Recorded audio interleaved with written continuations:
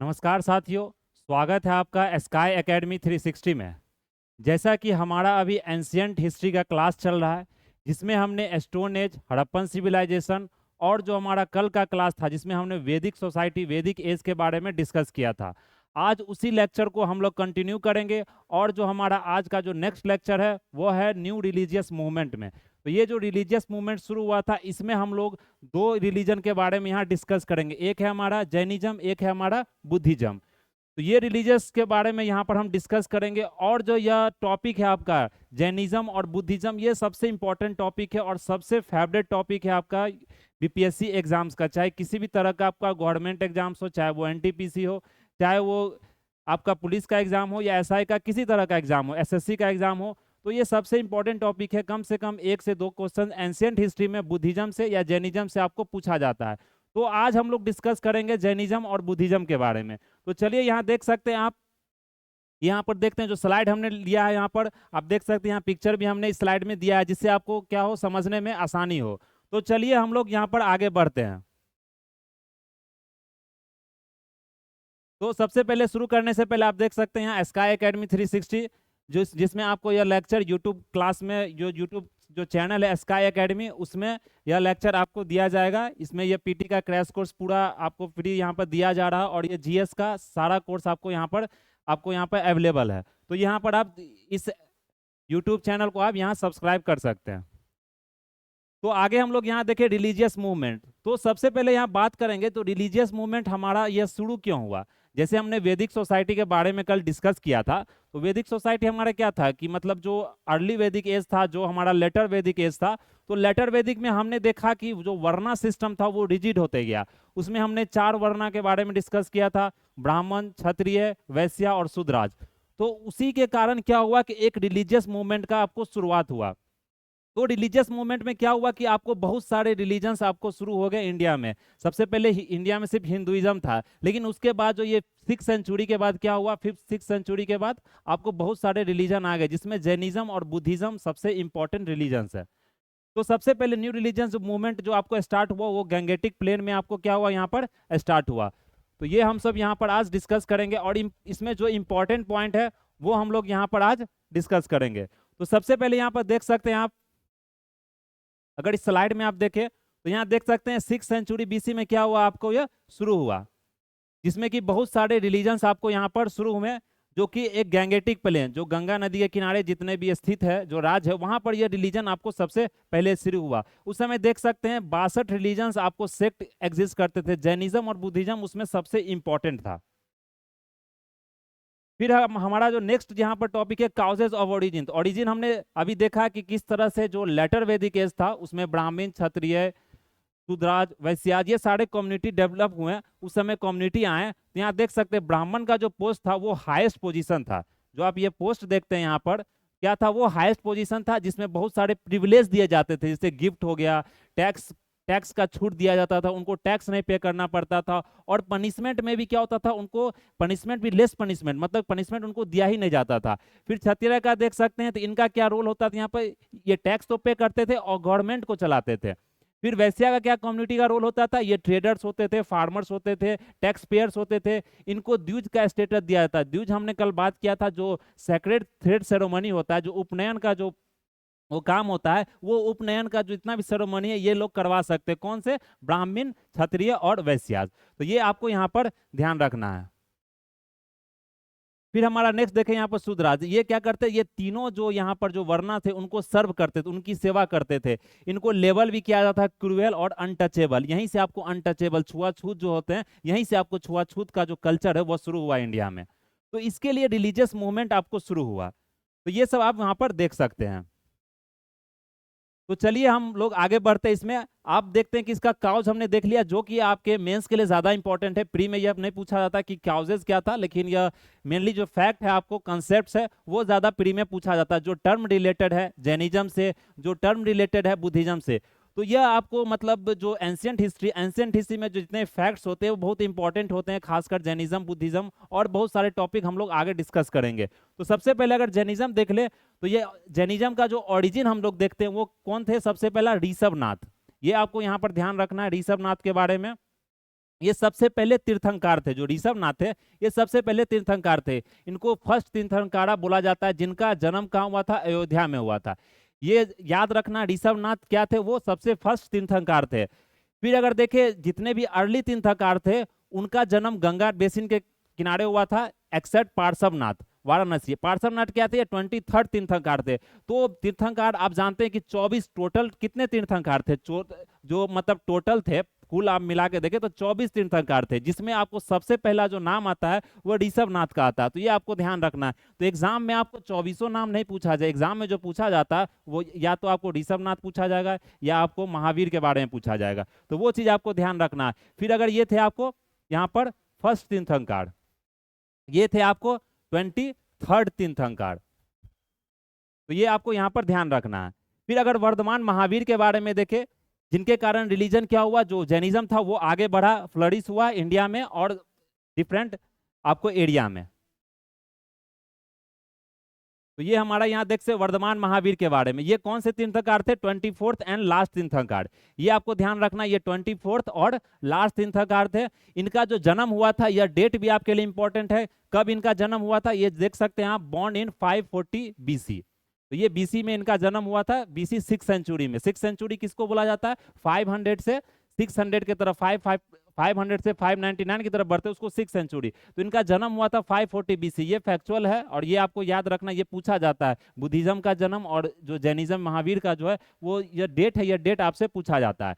फिर इनका जन्म कहाँ हुआ था? ये कुंडाग्राम में हुआ था, जो कि वैशाली में आपको स्थित है। कुंडाग्राम एक गाँव है, वैशाली में है। ये सिद्धार्थ इनके पिताजी का नाम था और क्लैन जो था वो क्या था? जनत्रिया क्लैन। और एक और सा कौन क्लैन था? त्रिशला क्लैन, जिसमें कि जिसकी मतलब की जो सिस्टर थी चेतका थी लिच्छवी प्रिंसेस ऑफ वज्जी।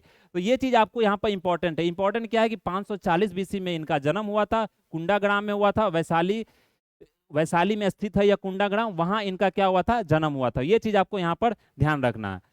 फिर इन्होंने जो अपना घर छोड़ा, ये भी डेट इंपॉर्टेंट है। यह एज है 30 साल में, मतलब जब वो 30 साल के थे तब उन्होंने अपना घर छोड़ा। उनके बाद जो इनलाइटेनमेंट मिला, जो उनको बुद्धि, जो ज्ञान का उनको प्राप्ति हुआ, जो उनको पूरा ज्ञान प्राप्ति हुआ, इनलाइटन कब हुए? वो 42 में। तो ये एज भी आपको ध्यान रखना है, क्यों क्या होता है बहुत सारे स्टूडेंट बुद्धिज्म और जैनिज्म को लेकर कंफ्यूज हो जाते हैं, इसलिए यह चीज आपको यहाँ पर ध्यान रखना है। फिर इन्होंने 30 साल तक आपको पूरा प्रीचिंग किया, कोसाला में सब जगह जाके अपना जो जितना भी मतलब कि जो पढ़ाना होता है, जो प्रीचिंग करना होता है, वो सारा सब जगह जाके दिए। जैसे कोसाला हो गया, मगध हो गया, मिथिला हो गया, चंपा हो गया। और उनका जो मतलब महापरिनिर्वाण बोला जाता है, उनका जो मृत्यु हुआ वहां पर राजगीर में एट कितना साल में हुआ? 72 साल में। तो ये चीज आपको डेट याद रखना है। इनका ये बहुत इंपॉर्टेंट है महावीर जी का। इनका कम से कम डेट, इनका जो जगह जहां पर इनका जन्म हुआ था, कौन से जगह में, कौन से क्लैन में जन्म हुआ था, वो चीज भी आपको यहाँ पर ध्यान रखना है। फिर इन्होंने कैवल्या प्राप्त किया। कैवल्या मीन्स क्या होता है? केवल ज्ञान। जो इनलाइटेनमेंट मिल जाता है उनको जैनिज्म में कैवल्या बोला जाता है। तो कैवल्या, इनको केवल ज्ञान यहाँ पर मिला। उनको फिर जीना बोला जाता था, मतलब कि जो जैनिज्म में जो कैवल्या प्राप्त कर लेते हैं उनको क्या बोला जाता है? जीना बोला जाता है। वो उनको ग्रेट कंकरर बोला जाता है। जिनको फॉलोअर्स को जैन्स बोला जाता है, और जो कैवल्या प्राप्त कर लिए उनको जीवा बोला जाता है। फिर इन्होंने अहिंसा, पूरा अहिंसा का मतलब कि अहिंसा को इन्होंने फैलाया। और इनका जो पूरा लिटरेचर का जो लैंग्वेज था वो कौन था? प्राकृत लैंग्वेज में। आप लोग यह बताइएगा प्राकृत लैंग्वेज है, इनका स्क्रिप्ट क्या होता है? प्राकृत लैंग्वेज वो हमने डिस्कस किया था ये मतलब इंडस वैली सिविलाइजेशन में। तो ये है आपका। और जो इनका महावीर का दिया गया है, मतलब जैनिज्म में जो त्रिरत्न होता है, जिसको 3 जेबल्स बोलते हैं। एक होता है राइट फेथ, ये सबसे पहला त्रिरत्न होता है, ये पूछा जाता है। सेकंड क्या होता है आपको? Right knowledge. थर्ड क्या होता है? Right action.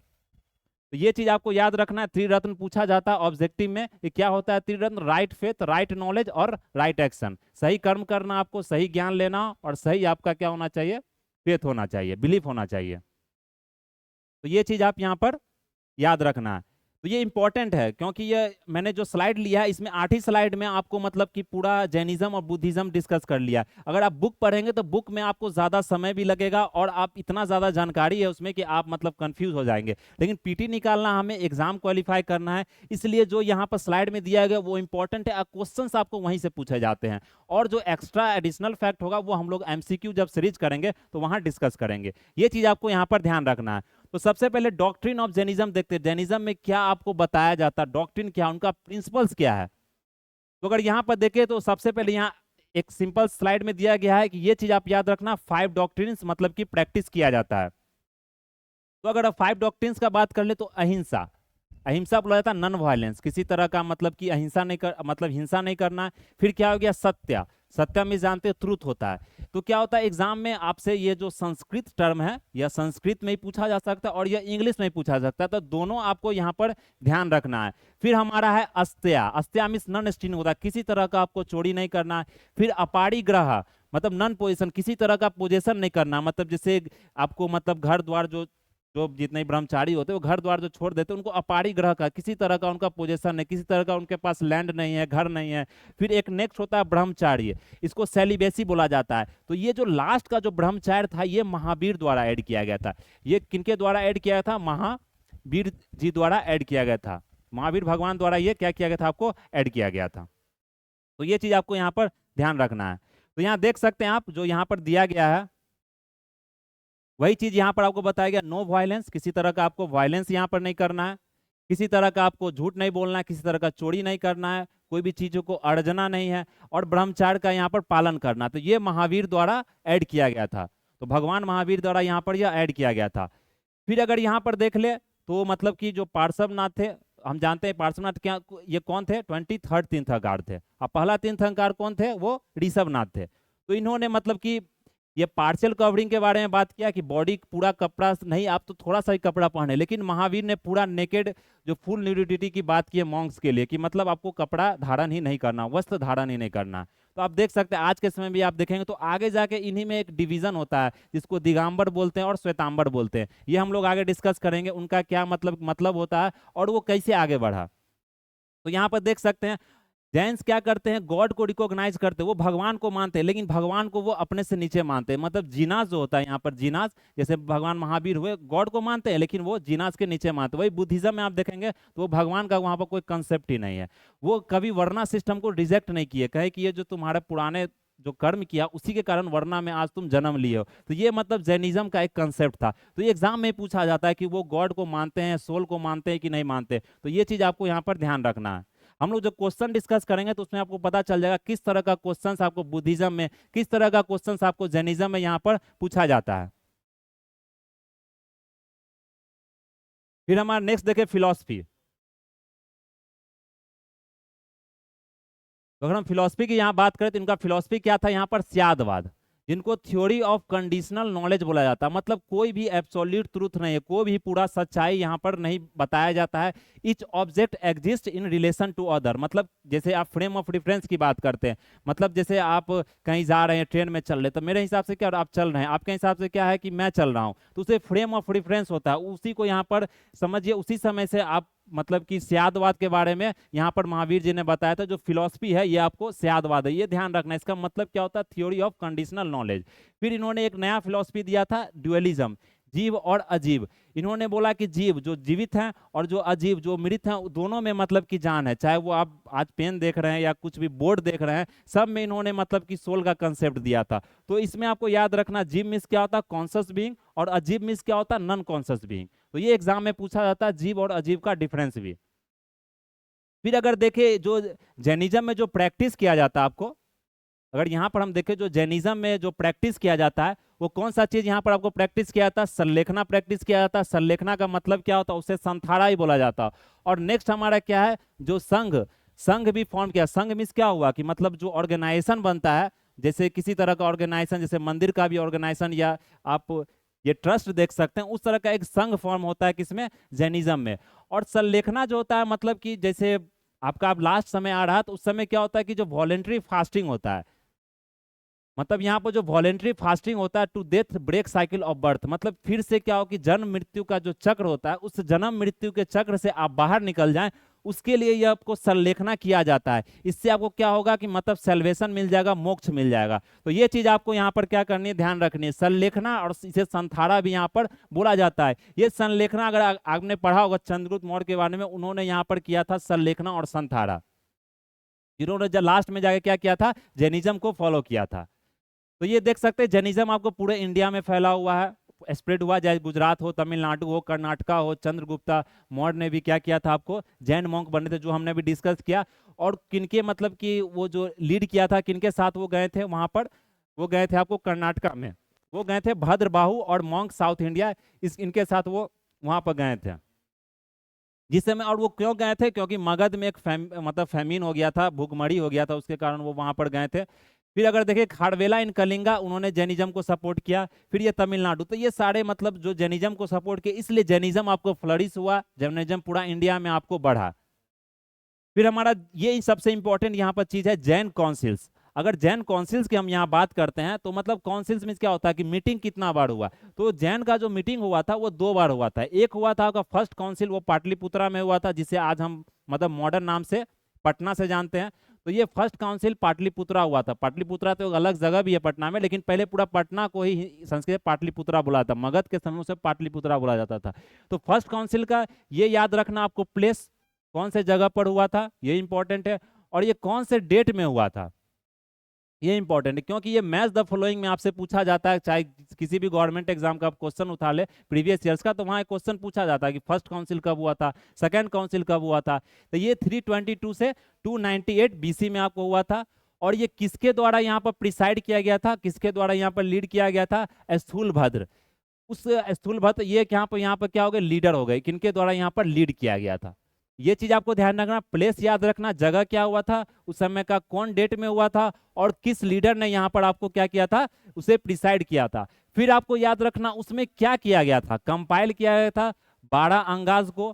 तो ये 12 अंगाज क्या है, किताब है, जैन जैन आप धर्म में देखें तो ये किताब है, मतलब कि जिसमें 12 अंगाज हैं, इसको कंपाइल किया गया था।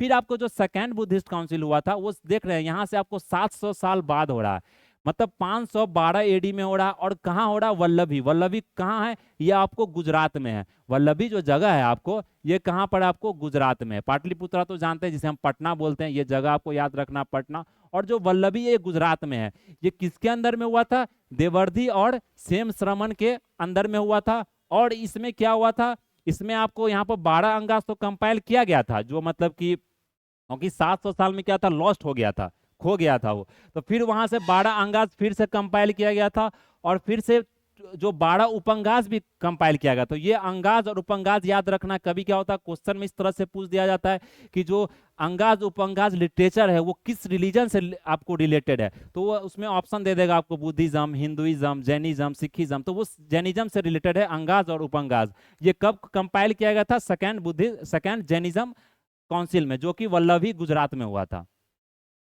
फिर आगे जैसे जैनिज्म आगे बढ़ा तो उसके बाद क्या हुआ, सेक्टेरियन डिवीजन हुआ, सेक्ट में ये डिवाइड हो गया। ये जो धर्म था जैनिज्म, ये क्या हुआ कि सेक्ट में आपको यहाँ पर डिवाइड हो गया। तो यहाँ देख सकते हैं, तो कौन सा सेक्ट में यहाँ डिवाइड हुआ था, ये हुआ था आपको दिगंबर। सबसे पहला सेक्ट कहाँ था, दिगंबर में, जिसे स्काई क्लैड भी बोला जाता है। ये आपको महावीरा के जो डॉक्ट्रिन्स है, जो उनका प्रिंसिपल है भगवान महावीर का, उनको ये पूरी तरीके से फॉलो करते हैं। फिर श्वेतांबर क्या हुआ, ये मतलब कि आपको नेकेड नहीं रहते हैं, ये पूरा वस्त्र धारण करते हैं, लेकिन जो वस्त्र इनका होता है वो पूरा आपको सफेद रंग का होता है। तो ये वस्त्र धारण करते हैं, और जो दिगंबर होते हैं वो आसमान को ही अपना वस्त्र समझते हैं, वो वस्त्र धारण नहीं करते हैं। तो ये पूरी तरीके से महावीर का जितना ही फिलॉसफी था, जितना ही प्रिंसिपल था, वो सारे प्रिंसिपल को ये फॉलो करते हैं। ये भी क्या करते हैं, ये अपने आप को श्वेतांबर एडजस्ट कर लिए, टाइम के साथ ये एडजस्ट कर लिए। ये उतना ज्यादा स्ट्रिंजेंट नहीं है, मतलब जो फॉलो करते हैं उतना ज्यादा, मतलब कठोर जो तपस्या बोलते हैं उतना ज्यादा नहीं करते हैं। ये फैमिन के दौरान, जो समय फैमिन हुआ था मगध में, जिस समय चंद्रगुप्ता मौर्य ने कहा गया था, वो कर्नाटका गए थे, उस समय की बात है। उस समय यह आपको श्वेतांबर आपको क्या हुआ था, डिवीजन हो गया था जैनिज्म का, किसमें, दिगंबर में और श्वेतांबर में। तो ये चीज आपको यहाँ पर ध्यान रखनी है। फिर हमारा अगर यहाँ पर नेक्स्ट देखें कंट्रीब्यूशंस के बारे में, जैनिज्म का जो कंट्रीब्यूशंस था हमारा, तो इन्होंने जो किताब उस समय जैनिज्म का जो किताब लिखा गया था वो कौन से लैंग्वेज में, प्राकृत लैंग्वेज में। आगे हम लोग बुद्धिज्म पढ़ेंगे, वहां पहली लैंग्वेज का आपको यूज किया गया था, लेकिन यहाँ पर जो किताब का यूज किया गया था उसका जो लैंग्वेज था वो कौन सा था, प्राकृत लैंग्वेज में। तो ये फैक्ट आपको यहाँ पर ध्यान रखना। और जो जैनिज्म को रीजनल लैंग्वेज में भी वहां पर आपको डिस्क्राइब किया गया था, बताया गया था। फिर अगर देख सकते हैं तो प्राकृत लैंग्वेज, जिसको हम लोग अर्ध मगधी भी बोलते हैं, रीजनल लैंग्वेज था, जिससे सौरासेन भी क्या बोला था, सौरासेनी भी बोला जाता है, जो मराठी लैंग्वेज से क्या हुआ था, इन्फ्लुएंस हुआ था। फिर अगर यहाँ पर देख ले तो लिटरेरी का इपिक्स में, पुरानाज में, जो नॉवेलाज होता है, ड्रामाज, ये सब में आपको जैन का पूरा चर्चा आपको यहाँ पर मिलेगा, जो कि राजस्थान और गुजरात में ज्यादा आपको फैला हुआ है। तो अर्ली जो देखे, सबसे पहले जो जिस समय जैनिज्म का आपको विकास हुआ, जैनिज्म को फ्लरिश हुआ इंडिया में, उस समय आइडल वर्शिप का कोई कंसेप्ट नहीं था, मूर्ति पूजन का कोई कंसेप्ट नहीं था। धीरे धीरे जब आपको डिवीजन हुआ, उसके बाद मूर्ति का कंसेप्ट आपको वहां पर शुरू हुआ। तो यहाँ देख सकते हैं early absence of idol worship, later sculpture. Last में जाके फिर क्या हुआ, धीरे धीरे महावीर जी का मूर्ति को हम लोग पूजा करने लगे। फिर जितने भी तीर्थंकर थे उनका भी हम मूर्ति पूजन जाके करने लगे। फिर अब इंपॉर्टेंट टेम्पल देखिए, तो दिलवाड़ा का जो टेम्पल है ये राजस्थान में है। ये किनके द्वारा बनाया गया था? सोलंकी डायनेस्टी द्वारा बनाया गया था, जो कि व्हाइट मार्बल का बना हुआ है। फिर एक है रनकपुर जैन टेम्पल, ये फर्स्ट तीर्थंकर कौन थे? आदिनाथ, जिनको ऋषभनाथ ही बोला जाता है, उनका एक दूसरा नाम है आदिनाथ। तो इनको यहाँ पर मतलब कि अब बताया गया टेम्पल में डेडिकेट किया गया, इनके लिए टेम्पल यह बनाया गया है, रानकापुर जैन टेम्पल। ये देख सकते हैं 5th सेंचुरी में यह बनाया गया, चौमुखा डिजाइन है इसका टेम्पल का, ये आप देख सकते हैं। गूगल पर जाके इसका फोटो देख लिया तो पता चल जाएगा किस तरह का डिजाइन है इसका। फिर अगर नेक्स्ट देख ले, ये इंपॉर्टेंट है, क्या है आपका यहाँ पर देखे तो ये आपका गोमतेश्वर, जो ये टेम्पल है आपका गोमतेश्वर, ये बाहुबली का स्टैचू बनाया गया है, जो कि श्रवण बेलगोला में, यहीं पर आपको चंद्रगुप्त मौर्य गए थे, श्रवण बेलगोला। यह कहाँ पर है? कर्नाटका में है। और जो अदर्स टेम्पल है वो ग्वालियर में ही मिलेगा आपको, खजुराहो में ही मिलेगा।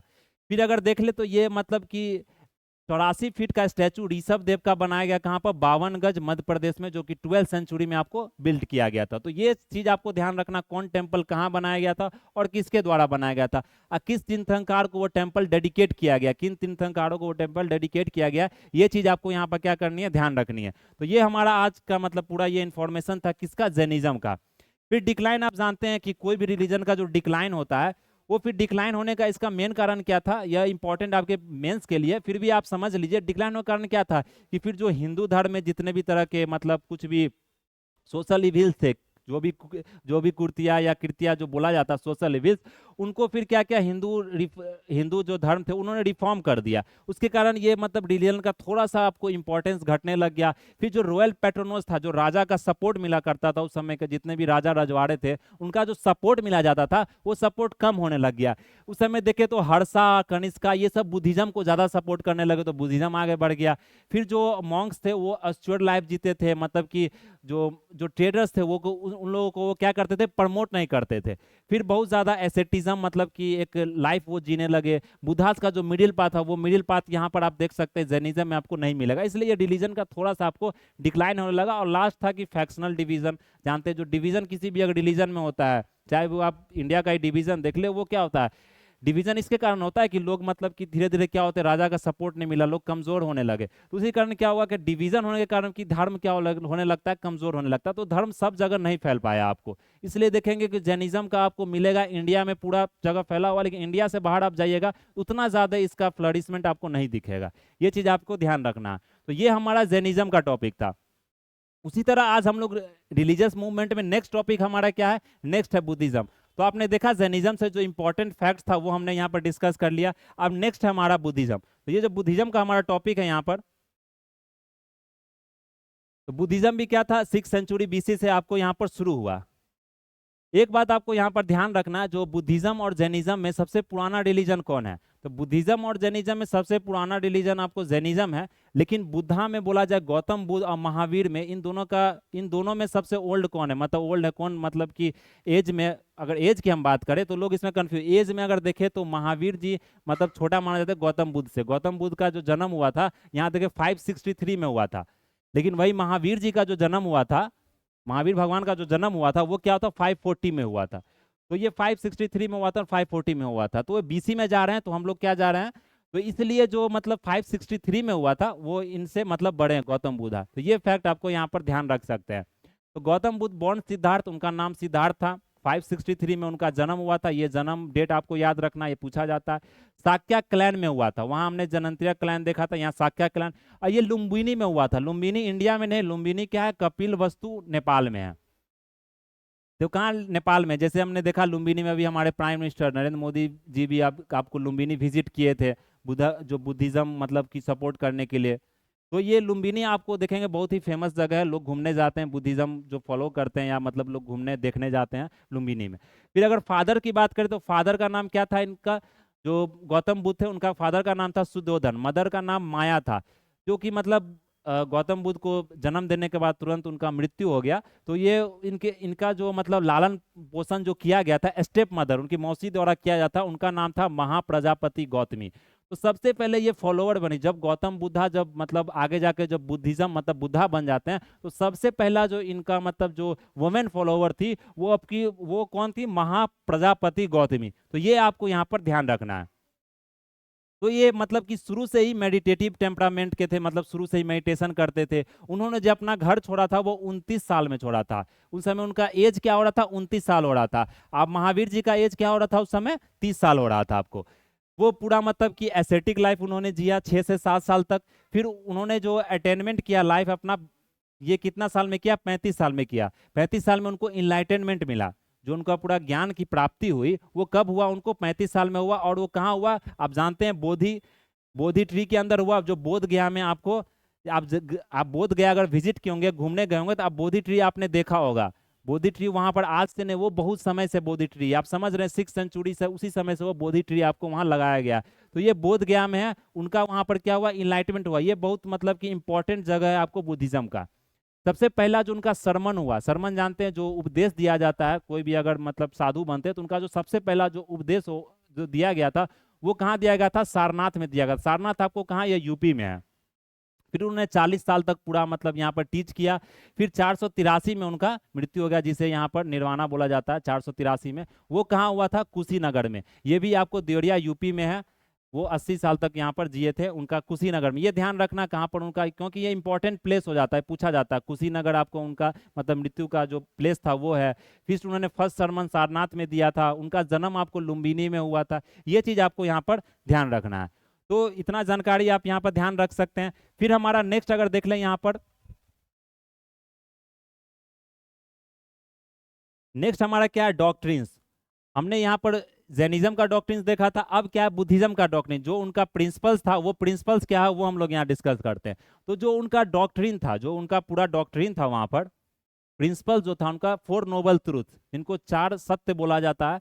सबसे पहला है दुखा, दूसरा क्या है समुदया, तीसरा क्या है निरोध, चौथा क्या है मग्गा। तो ये आपको बुद्धिज्म का जो लैंग्वेज होता है पाली लैंग्वेज में लिखा गया, लेकिन फिर भी आपको ये याद रखना दुख का मतलब क्या होता है। तो उन्होंने बोला कि जिंदगी में क्या है जो आप दुख का सबसे बड़ा कारण उन्होंने बताया इच्छा। जो आप एक्सपेक्टेशन करते हैं, अनरियलिस्टिक एक्सपेक्टेशन करते हैं। आज के समय में आप देख सकते हैं सोशल मीडिया का एज है, इंफॉर्मेशन का एज है। तो यहाँ पर लोग जो आजकल सबसे ज्यादा दुख है, इतना चीज होने के बावजूद लोग दुखी हैं। तो दुखी होने का क्या है, इच्छा आपका बहुत ज्यादा है, उस इच्छा को आप चाहते हैं पूरा करना, फिर पूरा होता है, फिर आप नेक्स्ट इच्छा चाहते हैं। तो इन्होंने बोला कि सबसे बड़ा जो दुख का कारण है वो इच्छा, आपका इच्छा कभी खत्म ही नहीं होता। तो इसने बोला कि एग्जिस्टेंस, दुख सबके पास है, जिंदगी पूरा दुखी है, लेकिन दुख का सबसे मेन कारण क्या है, डिजायर। डिजायर को क्या बोला जाता है, इच्छा आपका, उसे समुदाय बोला जाता है। फिर उस डिजायर का भी मतलब कि यह है कि डिजायर आप खत्म कर सकते हैं।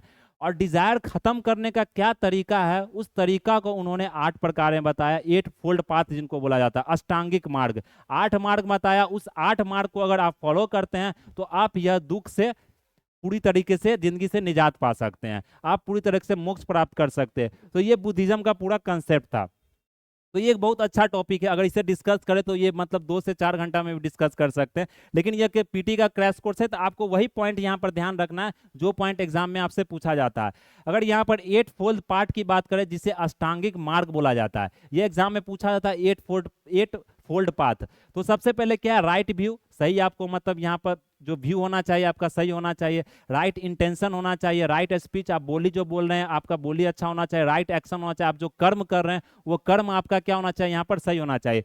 फिर हमारा क्या है, राइट लाइवलीहुड, यहाँ पर आप देख सकते हैं राइट लाइवलीहुड। फिर हमारा क्या, राइट एफर्ट है। फिर हमारा क्या, राइट माइंडफुलनेस, और राइट हमारा मेडिटेशन है। तो ये चीज आप देख सकते हैं, ये सारी चीजें अगर आप करते हैं तो फिर आप यह दुख से निजात पा सकते हैं। पूरी तरीके से आपका जो इच्छा है, डिजायर है, वो पूरी तरीके से आपका खत्म हो सकता है।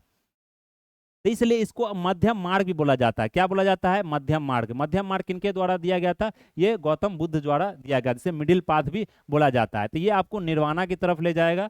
कोई इसके लिए आपको पंडित, कोई मतलब पृष्ठ का, कोई पुरोहित का जरूरत यहाँ पर नहीं है। तो ये चीज हमारा यहाँ पर बुद्धिज्म का 8 फोल्ड पाथ हमने देखा। फिर नेक्स्ट है हमारा कि प्रतित्य संपूतपदा, कि मतलब जो एक यह भी दुख का कारण है प्रतित संपुदा। इसका मतलब क्या होता है कि मतलब dependent origination of suffering due to ignorance, मतलब आप कोई चीज को इग्नोर करते हैं तो वो भी एक सफरिंग का कारण, वो भी आपका एक दुख का कारण है। फिर अगर देखें जैसे हमने त्रिरत्नास देखा था किसमें, जैनिज्म में, राइट फेथ, राइट कंडक्ट और राइट नॉलेज, ये तीन चीज क्या था, वो जैनिज्म का त्रिरत्ना था। उसी तरह से बुद्धिज्म का अगर त्रिरत्ना की बात करें तो बुद्धिज्म में त्रिरत्ना क्या होता है, बुद्धा, धम्मा और संघा। ये तीन चीज आपको याद रखना, बुद्धा, धम्मा और संघा। तो ये धम्मा क्या हो गया, जो बुद्धिज्म के डॉक्ट्रिन को फॉलो करते हैं। संघा क्या होगा, जो ऑर्गेनाइजेशन हो गया। अब बुद्धा जी यहाँ खुद हुए, उसको यहाँ पर बुद्धा बोला जाता है। फिर अगर यहाँ देखें 10 परसेप्ट दासशिला फॉर मॉन्क्स, मॉन्क्स के लिए ये था, ये मतलब कि आम लोगों के लिए नहीं था, मॉन्क्स के लिए उनको क्या क्या फॉलो करना पड़ेगा तब भी जाके वो बुद्धिज्म में शामिल हो सकते हैं, मतलब बुद्धिज्म में वो जाकर आपको शामिल हो सकते हैं। तो अगर सबसे पहले यहाँ पर देखें 10 शिला, इसको 10% बोला जाता है, डोंट टेल ए लाई। सबसे पहले ये होता था डोंट टेल ए लाई, किसी तरह से आपको झूठ नहीं बोलना है, किसी तरह चोरी नहीं करना है, आपको ब्रह्मचर्य का पालन करना है, गोल्ड सिल्वर सोना चांदी आपको मतलब कि एक्वायर नहीं करना है, फिर आपको किसी तरह का जो हिंसा नहीं करना है, फिर इंटॉक्सिकेंट जो मतलब कि आपका मदिरा पान हो गया, शराब दारू, ये सब से आपको क्या करना है, दूर रहना है। फिर जो करप्ट प्रैक्टिस है, भ्रष्टाचार से आपको यहाँ पर दूर रखना है। फिर किसी तरह का अगर यहाँ पर देख ले आप, ये देख सकते हैं फ्लावर, सेंट, परफ्यूम, ये सब आपको मतलब एकदम सादा जिंदगी जीना है। फिर अगर देख सकते हैं कि मतलब मिड डे, मतलब दोपहर के बाद आपको खाना नहीं खाना है। फिर जो कंफर्टेबल बेड्स है, आप मतलब कि बिछावन भी आपका पूरा कंफर्टेबल नहीं होना चाहिए, मतलब अवॉइड कंफर्टेबल बेड्स। तो ये सारी चीज मतलब आम इंसान के लिए नहीं था, ये सब चीज के लिए जो मॉन्क्स में जो बुद्धिज्म को फॉलो करना चाहते हैं, जो बुद्धिज्म में जाना चाहते हैं, जो मतलब वहां साधु बनना चाहते हैं, उनके लिए ये सारा मतलब कि रूल था आपको। तो ये चीज हमने देख लिया। यहाँ देख सकते हैं ये स्तूपा आपको बनाया गया बुद्धिज्म का। फिर अगर स्प्रेड देखें तो मतलब कहाँ कहाँ बुद्धिज्म आपको फैला, तो स्प्रेड देख सकते हैं किसी तरह का कोई इनका यहाँ पर भगवान का कॉन्सेप्ट नहीं था। अगर आत्मा के बारे में इनको पूछा गया, सोल के बारे में, तो वहाँ भी ये शांत रहे, वहाँ भी कुछ नहीं बोले। तो एग्जाम में ये पूछा जाता है कि सोल के लिए क्या मतलब बुद्धिज्म, बुद्धा जी ने बोला, तो उन्होंने कुछ नहीं बोला, वहाँ पर वो साइलेंट हो, कुछ बोलते ही नहीं थे। फिर अगर देखें यहाँ कास्ट और वर्णा सिस्टम के बारे में, तो वो कास्ट वर्णा को मतलब कि सही नहीं मानते, तो वो कहते थे कि सब कास्ट और सब वर्णा को एक इक्वलिटी, एक मतलब समानता प्राप्त होना चाहिए। फिर अगर देख ले तो उन्होंने वुमेन को भी ज्वाइन करने के लिए बोला संघ, कि मतलब कि जो मतलब महिला है, महिला भी आपको क्या कर सकती है, संघ में जुड़ सकती है। फिर वहां पर हमने देखा था जैनिज्म में पाली किसका लैंग्वेज यूज किया था, प्राकृत यूज किया था, लेकिन यहाँ पर आपको पाली लैंग्वेज यूज किया जा रहा है, जो कि कॉमन पीपल के लिए है। सिंपल संघ एंट्री रूल्स यहाँ पर दिया गया था।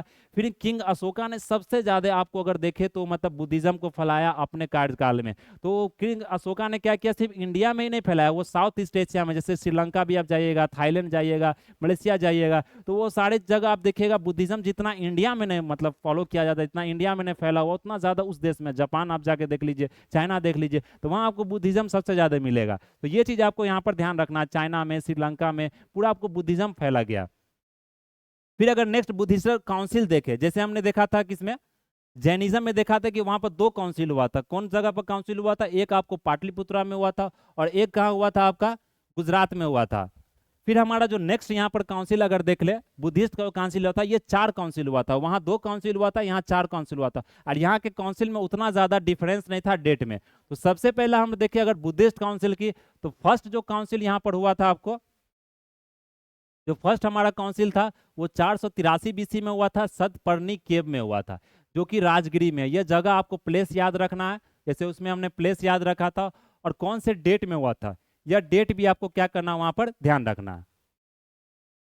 और फिर ये जो लीडर थे, किनके अंदर में हुआ था, किन्होंने प्रिसाइड किया था, वो चीज याद रखना है। तो किसने किया था यहाँ पर, महाकश्यप, जो कि रूलर कौन थे उस समय, ये रूलर हैं आपको अजातशत्रु, जिस हम पढ़ेंगे अजातशत्रु के बारे में आगे डिस्कस करेंगे। फिर नेक्स्ट है हमारा सेकेंड जो बुद्धिस्ट काउंट हुआ था 383 बीसी में हुआ था, ये कहाँ हुआ था, वैशाली में हुआ था। सभा कमी इसके लीडर थे, प्रिसाइड किया गया था, और ये काल अशोका द्वारा ऑर्गेनाइज किया था। काल अशोका आपको रूलर थे उस समय, शिशुनाग डायनेस्टी आपने पढ़ा होगा, तो वहाँ के रूलर थे। फिर हमारा थर्ड जो बुद्धिस्ट काउंसिल था, ये जो थर्ड बुद्धिस्ट काउंसिल, ये कहाँ हुआ था आपका 250 बीसी में हुआ था, 250 बीसी में, और ये पाटलिपुत्रा में हुआ था। इसको किसने प्रिसाइड किया था, मोगली पुत्र तीसा। ये आपको ध्यान रखना। आपको थर्ड से यहाँ पर तीसरा याद रख सकते हैं, ये एक ट्रिक है याद रखने का, क्योंकि ये चारों में आदमी कंफ्यूज कर जाता है स्टूडेंट की, ये मतलब जो प्रिसाइड किए तो उनका नाम भूल जाता है। कभी जो जिस राजा के अंदर में यह हुआ था, जो किंग ने जिस राजा के जो कार्यकाल में यह हुआ था, वो लोग भूल जाते हैं। तो ये चीज आपको यहाँ पर याद रखना है। जैसे सेकंड से, तो एस से सेकंड हो गया, एस से सवा कमी होगा, ये ट्रिक आप कभी भूलेंगे नहीं। मैंने इसी ट्रिक से याद किया, तो मैं आज तक एग्जाम में कभी यह क्वेश्चन गलत नहीं करके आया। तो ये चीज आपको ध्यान रखना है। फिर अगर यहाँ देख ले, फोर्थ बुद्धिस्ट काउंसिल हुआ था वासुमित्रा द्वारा, जो कि कनिष्का के द्वारा ऑर्गेनाइज किया गया था। यह कब हुआ था? यह सब बीसी में हुआ था, यह एडी में याद हुआ किया गया था, मतलब एडी में ऑर्गेनाइज किया गया था, फर्स्ट सेंचुरी एडी में। तो इस तरह से भी आप चीजों को याद रख सकते हैं। फिर हमारा नेक्स्ट जो है सेक्ट ऑफ बुद्धिज्म। तो आप देख सकते हैं बुद्धिज्म का क्या हुआ आगे जाके, जिस तरह से बुद्धिज्म आगे बढ़ा तो बहुत सारा डिवीजन आपको होते गया, लोग अलग अलग व्यू पॉइंट होते गया, जितने भी मठ में लोग थे उनका, जितने भी साधु संत थे उनका, सबका अलग अलग व्यू। उसी तरह से क्या होता है कि आपको डिवीजन हो लेता है। कोई भी धर्म का जो आप देख रहे हैं, हिंदू धर्म में कितना ज्यादा आपको डिवीजन, कितना ज्यादा अलग अलग सेक्ट है आपको, कोई रामपंथी को मानते हैं, कोई कबीरपंथी को मानते हैं। उसी तरह बुद्धिज्म में आपको बहुत सारा सेक्ट है यहाँ पर। सबसे पहला अगर देखें हमको आस्था, सबसे पहला क्या था हमारा? आस्था वीरवादन, जिसको थेरवादी बोला जाता है। ये सिंपल इंटरप्रिटेशन था, मतलब जिसको यहाँ पर बुद्धा को सिंपल लैंग्वेज में मतलब कि पूजा जाता था। फिर नेक्स्ट था हमारा सर्वास्तिवाद। इसलिए मैं यहाँ पर ये लिया हूँ कि ये थोड़ा सा आपको टफ लग रहा होगा, क्योंकि ये संस्कृत में दिया गया, लेकिन ये पूछ दिया जाता है आपको, ये टर्म दे दिया गया, इसका मीनिंग पूछ दिया जाता है कि कौन कौन से सेक्ट बुद्धिज्म से रिलेटेड है, कौन कौन से सेक्ट आपको जैनिज्म से रिलेटेड है। तो यहाँ सर्वास्तिवाद देख सकते हैं, जिसमें कि सब तरह के आपको मतलब कि बुद्धा का जितना भी मतलब कि जो लिटरेचर है, जितना भी उनका जो लिटरेचर, वो सारा लिटरेचर आपको यहाँ पर पढ़ाया जाता है। फिर महासंघिका देख लेते हैं, यहाँ पर बुद्धा जी को भगवान माना जाता है, सुपर ह्यूमन, उनको यहाँ पर पूजा किया जाता है। फिर हीनयान देख ले, हीनयान में क्या होता है? Laser vehicle. हीनयान को क्या बोला जाता है यहाँ पर? Laser vehicle. इसमें क्या आता है? बुद्धा जी का जो ओरिजिनल टीचिंग्स है, जो उन्होंने अपने किताब में लिखा, जो उन्होंने पढ़ाया, वो टीचिंग्स को यहाँ पढ़ाया जाता है। इसमें किसी तरह का मूर्ति पूजन नहीं होता। फिर महायान में अगर देख ले, तो महायान को ग्रेटर व्हीकल बोला जाता है। इसमें बुद्धा जी को मतलब कि भगवान की तरफ पूजा जाता है, आइडल वर्शिप किया जाता है। उनको यहाँ पर बोधिसत्वा होते हैं, जो कि मतलब कि आपको निर्वाणा प्राप्त करवाते हैं या सल्वेशन प्राप्त करवाते हैं। फिर वज्रयान देखें, वज्रयान एक तांत्रिक बुद्धिज्म होता है, मतलब इसमें तंत्र मंत्र का विद्या का यूज किया जाता है। जैसे आप अगर जाएंगे तो ये बिहार में, तिब्बत में, बंगाल में मिलेगा, वहाँ पर लोग तंत्र मंत्र का ज़्यादा यूज करते हैं। ये तांत्रिक बुद्धिज्म है, जो कि 7वीं सेंचुरी से आपको यहाँ पर फैला है। तो ये आप देख सकते हैं हीनयान और महायान। तो इसे आपको यहाँ पर पता चल जाए क्या डिफरेंसेस है जितने भी सेक्ट है उसमें। फिर अगर नेक्स्ट पार्ट देखें, जो हमारा लास्ट है बट नॉट लिस्ट, अगर हम डिक्लाइन ऑफ बुद्धिज्म की बात करें, जो कि 11वीं-12वीं सेंचुरी में हमारा यहाँ पर शुरू हुआ था डिक्लाइनेशन। तो सब धर्म का डिक्लाइनेशन का सेम ही रूल होता है, रिचुअलिस्टिक बहुत ज़्यादा होने लगा, यहाँ पर भी कर्मकांड का ज़्यादा मतलब यूज होने लगा। मतलब जितने भी संघ के लोग थे वो थोड़ा सा मतलब लग्जरी लाइफ जीने लगे। तो ये सब सारा उनका मतलब फिर मतलब आइडोलेट्री का पूजा होने लगा, मतलब मूर्ति पूजन होने लगा। तो लोग फिर हिंदू धर्म में क्या होगा? रिफॉर्म होने लगा। तो इस कारण ये डिक्लाइन का पूरा रीजन था। ये मेनली मेंस के लिए आपके लिए इंपॉर्टेंट है। अभी जो आप पीटी का एग्जाम का तैयारी करें उसके लिए ये ज़्यादा इंपॉर्टेंट नहीं है। तो ये चीज़ आपको यहाँ पर ध्यान रखना है। तो हमारा यहाँ पर देख सकते हैं कि ये पूरा हमने डिस्कस कर लिया। फिर अदर रिलीजियस जो मूवमेंट है, ये मतलब एक छोटा टॉपिक है। बुद्धिज्म जैनिज्म के बाद अदर रिलीजियस टेक्स्ट जो है, अदर रिलीजियस जो मूवमेंट हुआ था उसमें अदर रिलीजन आए थे। जैसे भगवतीज्म हो गया, वैष्णविज्म हो गया, शैविज्म हो गया, जिसमें विष्णु जी को माना जाता है, शैविज्म हो गया जिसमें शिव जी का पूजा किया जाता है। तो यहाँ पर देखिए वो भी पोस्ट मॉडर्न एरा के बाद क्या हुआ को इमर्ज हुआ, क्योंकि एरा में तो जो मॉडर्न का एरा था उसमें तो बुद्धिज्म जैनिज्म आपको फैला, लेकिन जो पोस्ट मॉडर्न था उसमें आप देखेंगे जितने भी रूलर आए, जितने भी राजा रजवाड़े आए, तो वो हिंदुज्म को ज़्यादा फॉलो, वैष्णविज्म को, शैविज्म को ज़्यादा फॉलो करने लगे। और ये साउथ स्टेट में ज़्यादा होने लगा था। तो उनके जो जितने ही भक्त थे उनको भगवतास बोला जाता था, जो कि 6वीं सेंचुरी बीसी में आपको यह फैलना शुरू हुआ। फिर यहाँ देख सकते हैं डिवाइन ट्रिनिटी, शिवा, ब्रह्मा, ये विष्णु, इनको यहाँ पर यह मानने लग गया। फिर हमारा यहाँ देख सकते हैं बहुत तरह के अवतार भी आए, जैसे 10 अवतार इनको माना जाता है। फिर भगवत पुराण का यहाँ पर कंसेप्ट आया। फिर बहुत सारा मतलब देख सकते हैं कि जितने भी राजा रजवाड़े उस समय थे वो सारे इन चीज़ों को वो बढ़ावा देने लगे। फिर साउथ इंडियन में यहाँ देख सकते हैं अलवर्स। तो यहाँ पर जो अलवर्स बोला जाता है, ये 12 पोएट के सेंट्स को अलवर्स यहाँ पर है, जिसमें 12 पोएट सेंट्स है। साउथ इंडिया में यह आपको इमर्ज हुआ था। अलवर्स किनको मानते हैं ये याद रखना है, ये विष्णु भगवान को यहाँ पर मानते हैं। श्री अंडल जो थे वो फीमेल थे इसमें, मतलब पूरे जो सेंट थे उसमें श्री अंडल आपको फीमेल था। फिर गौड़िया वैष्णविज्म यहाँ देख सकते हैं, ये भी आपको विष्णु भगवान को यहाँ पर मानते हैं। तो इस तरह से आपको यहाँ पर ये चीज़ें ध्यान रखनी है। तो ये उतना ज़्यादा इंपॉर्टेंट नहीं है, ज़्यादा आपको बुद्धिज्म जैनिज्म से पूछा जाता है, फिर भी ये एनसीईआरटी में दिया गया है। तो एनसीईआरटी आपको जानते हैं कि जितना एग्जाम हो वो फॉलो करती है, तो इसलिए मैं यहाँ पर छोटा सा स्लाइड ले लिया हूँ और ज़्यादा डिस्कस भी नहीं किया हूँ। फिर आप भागवत वैष्णविज्म में देख सकते हैं विशिष्टवाद। तो ये आपको यहाँ पर ध्यान रखना है, विशिष्टवाद, ये चार जो चीज दिया है विशिष्टवाद। विशिष्टवाद क्या है? इसको क्वालिफाइड नॉन ड्यूअलिज्म बोला जाता है। ये इंपॉर्टेंट है कि ये रामानुज द्वारा यहाँ पर डेवलप किया गया था विशिष्टवाद। फिर इसमें अगर हम देखें द्वैत, तो द्वैत जिसको डुअलिज्म बोला जाता है, ये माधवाचार्य द्वारा क्या किया था, इसे डेवलप किया गया था। फिर शुद्ध अद्वैत, ये जो डेवलप किया गया था नॉन डुअलिज्म, ये किसके द्वारा किया गया था? वल्लभा द्वारा डेवलप किया गया था। फिर अचिंत भेद अभेद, ये जो किया गया था आपको, ये किया गया था चैतन्य महाप्रभु, जो कि मतलब एक बहुत बड़े संत हुए हैं अपने समय, अचिंत भेदभाद, उनके द्वारा यह रिलीजन आपको डेवलप किया गया था, जिसे गौड़िया वैष्णविज्म के नाम से भी जाना जाता है। तो ये चीज़, इतना ज़्यादा इन्फॉर्मेशन आपको यहाँ पर याद नहीं रखना। फिर यही यहाँ पर याद रखना है कि विशिष्टवाद किसने किया था, और जो द्वैतवाद थे, शुद्ध अद्वैतवाद थे, अचिंत भेद अभेद किन्होंने डेवलप किया था, वो चीज़ आपको यहाँ पर ध्यान रखनी है। फिर हमारा जो यहाँ पर लास्ट में जो टॉपिक है, क्योंकि यह टॉपिक थोड़ा सा लेंदी हो गया, फिर भी हमने जैनिज्म बुद्धिज्म कंप्लीट कर लिया है। तो लास्ट का जो यहाँ पर अगर देखें, तो जो इम्पोर्टेंट टर्म्स है, इंपॉर्टेंट टर्म्स की अगर हम बात करें यहाँ पर जैनिज्म बुद्धिज्म से लेके, तो ये 10 से 15 टर्म्स आपका इंपॉर्टेंट है, ये ध्यान रखना। सबसे पहला क्या है हमारा यहाँ पर? असवर अवसरपीनी। तो इससे क्या बोलता है? जैन कॉस्मिक साइकिल्स को यहाँ पर बताया जाता है, क्या अवसरपीनी के नाम से जाना जाता है। फिर अजनान वेद, इसको क्या बुलाता है? डॉक्ट्रिन, जो जैन का जो डॉक्ट्रिन होता है वो डॉक्ट्रिन के बारे में बताया जाता है। फिर अनुव्रताज, ये 5 माइनर वोज है, जो मतलब जैनिज्म को जो फॉलो करते हैं उनके लिए ये अनुव्रताज होता है।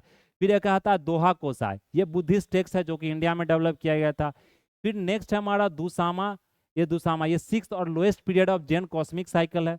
फिर महाव्रताज क्या है? 5 ग्रेट वोज है, जो कि जैना मॉन्क्स द्वारा ऑब्जर्व किया जाता है। पोसाधा क्या है? फास्टिंग है ड्यूरिंग फुल न्यू मून, जो जैन द्वारा किया जाता है। फिर पवर्ना क्या है? उपोसत उपवास क्या है? बुद्धिस्ट कन्फेशन सेरेमनी है, जैसे किसी तरह का बुद्धिज्म अगर कोई तरह का गलती करते हैं तो वो अपने चीज़ों को कन्फेस करते हैं।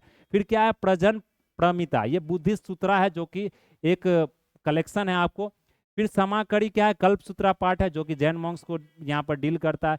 सुषमा यहाँ पर जो लिखा गया ये जैनिज्म के से रिलेटेड है। फिर संघ तेरा और समघा जो परिनायिका है, तो ये थोड़ा सा टर्म आपको यहाँ डिफिकल्ट लगेगा, फिर भी आपको इसके 3 से 4 बार अगर इसको रीडिंग करते हैं तो फिर आपको यह समझ में आ जाएगा। तो ये संघा का प्रेसिडेंट जो बुद्धिस्ट का जो मतलब बनाया जाता था उसको बताया जाता है ये। फिर यहाँ पर यहाँ पर देख सकते हैं त्रिसा 30 साल का पुरुष चरिता, इसे मतलब इपिक पोयम है, जो कि हेमचंद्र द्वारा यहाँ पर लिखा गया था। फिर अगर यहाँ श्रमण देखते हैं तो मॉन्क और एसेटिक को श्रमण बोला जाता है। तो ये टर्म आपको यहाँ देख सकते हैं, जो 10-12 टर्म दिया गया है। तो इसमें आप यही याद रखिए कौन टर्म बुद्धिज्म से रिलेटेड है, कौन टर्म आपको जैनिज्म से रिलेटेड है, इतना ही इसमें ध्यान रखना। ये पूरा आपको मतलब अच्छे से याद नहीं रखना है, इसमें वही चीज़ आपको यहाँ पर याद करना है जो कि मतलब बुद्धिज्म से रिलेटेड है और जो जैनिज्म से रिलेटेड है। तो ये हमारा आज का पूरा बुद्धिज्म और जैनिज्म का जो क्लास था वो हमने यहाँ पर डिस्कस कर लिया। फिर नेक्स्ट टर्म है, ये आप यहाँ पर डिस्कस कर सकते हैं, देख सकते हैं। तो ये हमारा आज का पूरा जैनिज्म बुद्धिज्म का क्लास लगा, मतलब जो हमने डिस्कस किया पूरा स्लाइड है। इतना ही स्लाइड में से आपसे क्वेश्चन ही पूछा जाएगा। हम लोग जब PYQ डिस्कस करेंगे तब पता चल जाएगा कि ये स्लाइड हमने लिया, क्वेश्चन भी आपको देखेंगे इसी स्लाइड में से आपको आएगा, जो PYQ हम लोग डिस्कस करेंगे।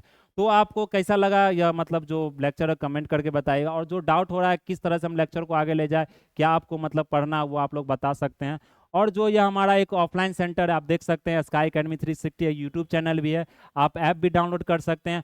और जो यह मतलब जितने भी सारे गवर्नमेंट एग्जाम्स है, जितने भी सारे जो सरकारी एग्जाम्स हैं, चाहे BPSC हो, दरोगा हो, SSC हो, वो सारे एग्जाम्स की यहाँ पर तैयारी कराई जाती है, हिंदी माध्यम में भी और अंग्रेजी माध्यम में भी। और यह ऐप भी आप डाउनलोड कर सकते हैं। ऑफलाइन सेंटर भी है आपको बिकना पहाड़ी रमना रोड के पास।